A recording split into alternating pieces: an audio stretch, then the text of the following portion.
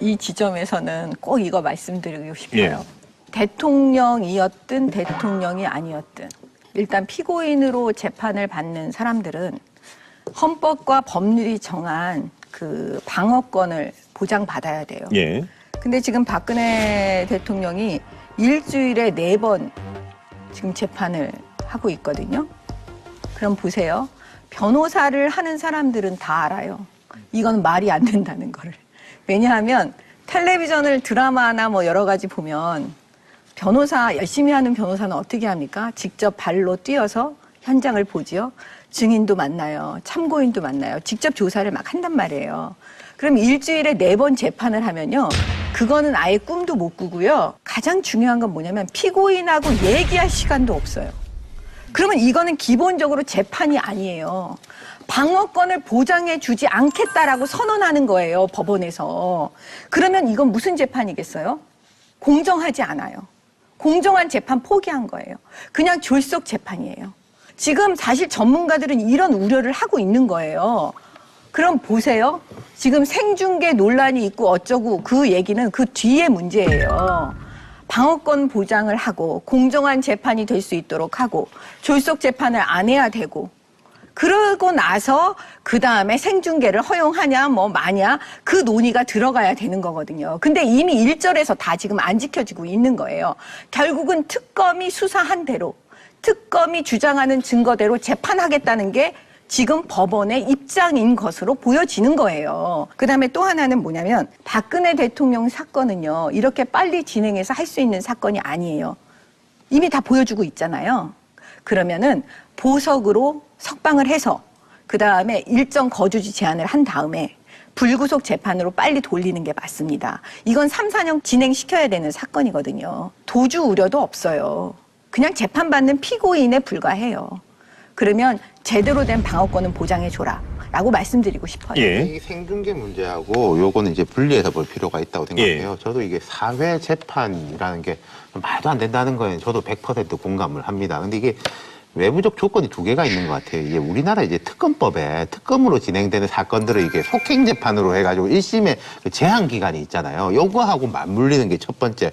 그럼에도 불구하고 피고인에 대한 방어권이 더 우위에 있지 않은가? 저도 이제 그런 편이에요. 이것은 박근혜냐 뭐 다른 사람이냐 문제가 아니라 보편적인 인권이니까요. 근데 이 두 번째 또 하나 지적하고 싶은 게 하나가 있는 게 박 전 대통령 측 변호인 측의 어떤 전략에 대한 걸 하나 좀 지적하고 싶은 게 있는 게 이분들이 여기에 대해서 좀 적극적으로 항변을 하고 그리고 이 재판 과정에서 검찰이 이제 논고에 대해 가지고 뭐 논리적으로 대응을 하고 증거를 가지고 와가지고 이렇게 논쟁을 하는 거면은 재판이 충분히 길어질 수가 있는데 좀 그렇지가 않고 모른다.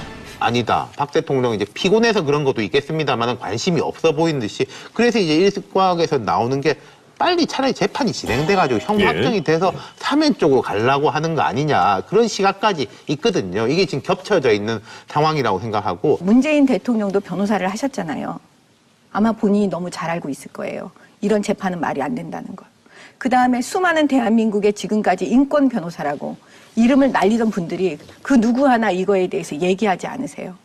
저는 이 지점이 되게 슬픈 것 같아요. 동의하는 게 이걸 왜 빨리 결론을 내려고 할까라는 겁니다. 아주 오랫동안 재판을 해야 되는 문제인 것이죠. 그리고 거기에 대해서 맡겨두고 아주 재판을 철저하게 해가지고 사실을 밝히는 게 저는 중요한 것이지 그분이 박 전 대통령이 어떤 선고를 받고 그 내용이 어떻게 뭐 국민들에게 보이고 이런 것들은 과연 그게 재판의 본질인가 이런 생각이 들어요. 예. 타이밍이 중요하죠. 그러니까 뭐 국민의 알 권리 차원에서 재판을 공개하자. 문재인 정권의 국정과제 1호는 적폐청산이고 공소권 유지다. 어이없는 얘기죠. 그 부메랑이라는 얘기가 있지 않습니까? 정치적 판단에 의해 가지고 처음에 부관참시든 상대를 패주기 했을 때 그 수단이 뭐든 그 똑같은 수단으로 자기들도 당하게 되어 있습니다. 그다음에 두 분이 말씀하셨던 박근혜 대통령이라는 자연인이 갖고 있는 재판에 임하는 아주 불량한 자세들 이런 태도를 보여줬을 때 정치적 득은 누가 보죠? 문재인 정부는 왜 공소권 유지를 첫 번째의 국정과제로 했겠습니까? 박근혜는 언제든지 배고프면 꺼내서 당 떨어지면 먹을 수 있는 사탕 같은 겁니다, 이게. 언제든지 꺼내고, 게다가 카메라 좀 물리면 요즘 뭐 종합편성 채널이나 박근혜 대통령 법정 출두한 모습 매번 생중계하듯이 보여주지 않습니까? 자, 그거는 박근혜가 잘했다 못했다를 떠나가지고 상당한 수준의 정치적 의도를 갖고 있다고 볼 수밖에 없는 것이고 예. 대중의 호기심과 그 피의자의 어떤 자기 방어권 문제 굉장히 심오한 법 철학하시는 분들이 심오한 토의가 필요한 부분들이지 느닷없이 갑자기 생중계하겠습니다. 다른 사람 생중계가 아니잖아요. 박근혜 생중계를 해야 되는데 근거가 없으니까 법 하나 만들어보자. 근거가 뭐가 있냐. 판사들 여론조사 해보자. 예. 이렇게 뚝딱해서 할 문제는 아니고 이 방식으로 문재인 정권이 10년 가는 것도 아니고 이런 걸 하나 만들어 놓으면 만든 사람이 똑같이 당할 수도 있다는 것들을 명심해야 됩니다. 제가 예. 동의 하는 거예요, 법원에서. 그러면 이건 무슨 재판이겠어요? 공정하지 않아요. 공정한 재판 포기한 거예요. 그냥 졸속 재판이에요. 지금 사실 전문가들은 이런 우려를 하고 있는 거예요. 그럼 보세요. 지금 생중계 논란이 있고 어쩌고 그 얘기는 그 뒤에 문제예요.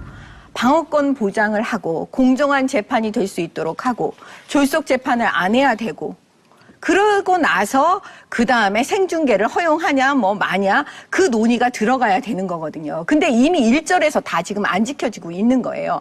결국은 특검이 수사한 대로 특검이 주장하는 증거대로 재판하겠다는 게 지금 법원의 입장인 것으로 보여지는 거예요. 그다음에 또 하나는 뭐냐면 박근혜 대통령 사건은요. 이렇게 빨리 진행해서 할 수 있는 사건이 아니에요. 이미 다 보여주고 있잖아요.